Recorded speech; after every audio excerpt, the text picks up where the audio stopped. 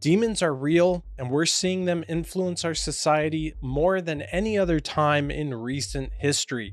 A supposed skit on SNL where Lady Gaga and others call on real demonic entities from ancient Mesopotamia, a satanic mass set to happen in Kansas State House, and the killings of Christians in Syria. Demons are real, and what's happening right now in the world proves it. In this skit from SNL last Saturday, a satanic ceremony takes place in a restaurant in response to the girl lying about it being her birthday.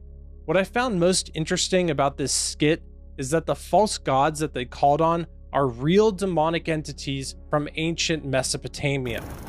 The magician Pazuzu cannot save you now. Behold the summoner! Behold Lamashtu! They don't just make up fake names or fake characters or say Satan because he's the most well-known. Someone who actually has knowledge of these demonic entities from the ancient past that are for sure used in the occult today added these things into the script. One of the entities they called on was Lamashtu, which is a demonic Mesopotamian deity with multiple features of different animals. They also called on another Mesopotamian demonic deity known as Pazuzu, who was a well-known false god among the Babylonians and the Assyrians throughout the first millennium BC. After mentioning these very real two demonic false gods from ancient Mesopotamia, they call on Mola Ram, the bad guy from the Indiana Jones Temple of Doom movie. This is how they trick people. They make it seem like it's not a big deal by adding in a fictional character towards the end, making it seem like it's all a big joke.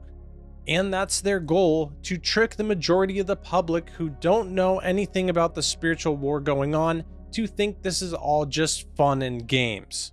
Well, it's no coincidence that Lady Gaga was involved in this skit. She is a part of the occult, and that is no joke, it's an absolute fact. This next information is truly disgusting, and I won't get into extreme detail, but this is not child-friendly information. Lady Gaga is not only great friends with Satanist Marina Abramovic, but she's also a great student of hers. Marina Abramovic says she's just a performance artist, but her art is absolutely sickening and definitely evil. It involves death, snakes, and oftentimes blood. Even the disgusting act which Lady Gaga was pictured doing at one of Marina Abramovic's events, eating blood and other human fluids off of another person who was covered in them in a tub. Jesus told us you can know a tree by its fruit, and looking at these artistic performances, we can definitely see that the fruit this is producing is evil. And just to re-highlight the point that Lady Gaga being involved with this skit is not a coincidence, because she herself is involved with Satanists in her actual life. Marina Abramovic discusses hardcore student Lady Gaga. And finally, when I met her, and she came really very humble to my house and asked me if I can teach her, I started really changing my opinion about her entirely. I found somebody who really is serious, who really wants to learn and find out about himself, how much he can push her mental and physical limits.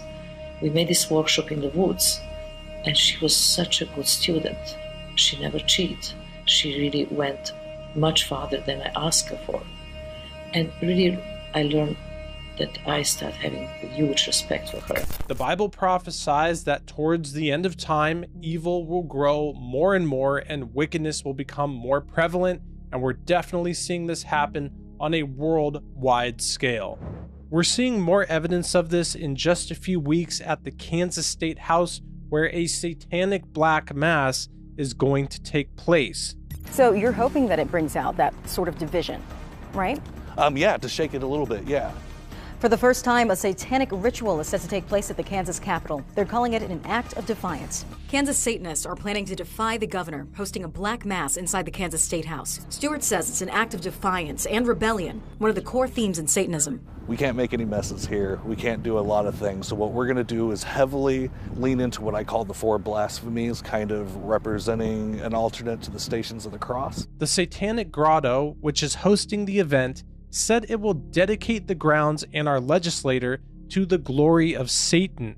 Satan wants to turn as many people away from God as possible and will use any means necessary. John 10:10 explains the vast difference between God and Satan's desire for us. The thief does not come except to steal, to kill, and to destroy.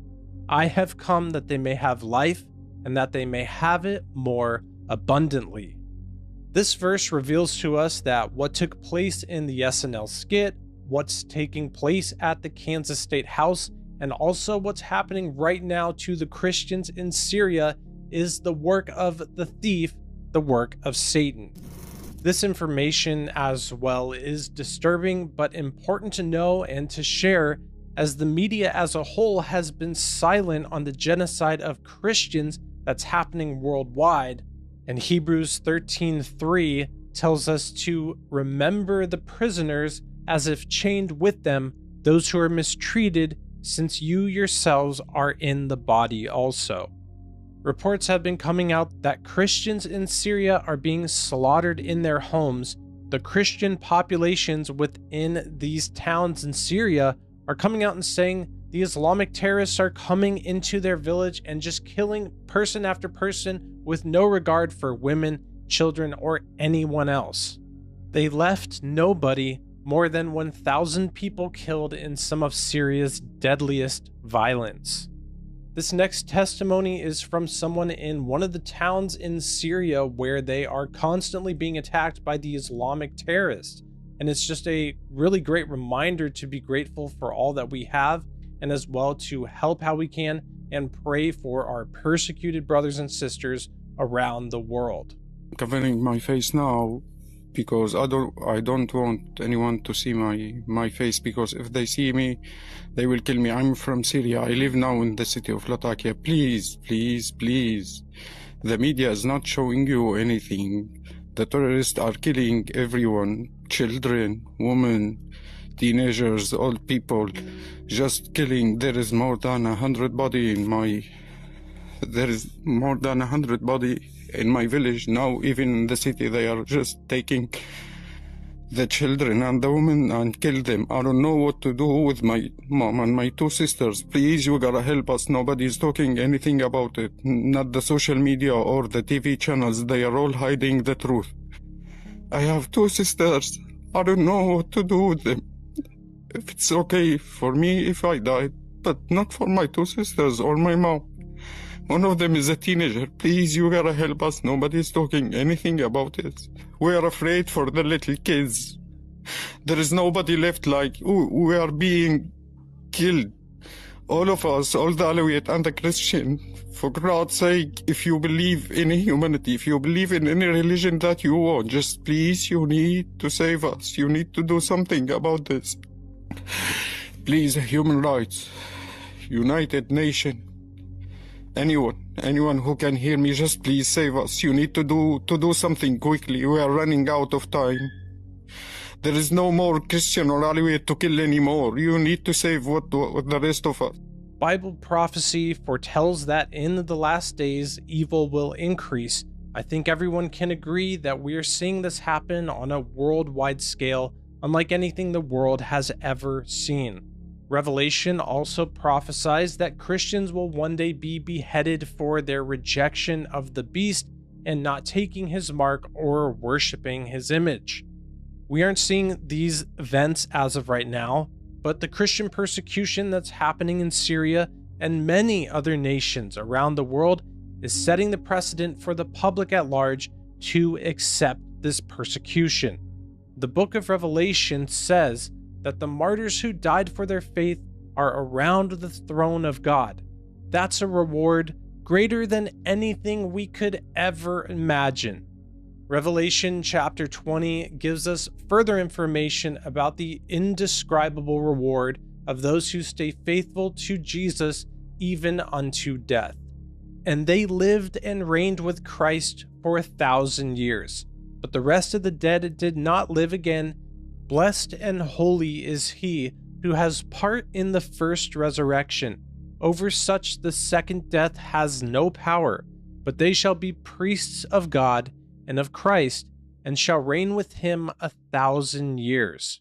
While it's prophesied that evil will increase towards the last days, and that even persecution will increase as well, God is still faithful, God is still good, and his plans for us are still good.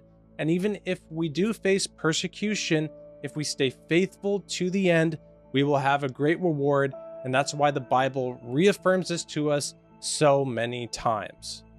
For we have become partakers of Christ if we hold the beginning of our confidence steadfast to the end. While it is said, "Today, if you will hear his voice, do not harden your hearts as in the rebellion." Therefore, gird up the loins of your mind, be sober, and rest your hope fully upon the grace that is to be brought to you at the revelation of Jesus Christ. Behold, I am coming quickly. Hold fast what you have, that no one may take your crown. And lo, I am with you always, even to the end of the age. Amen.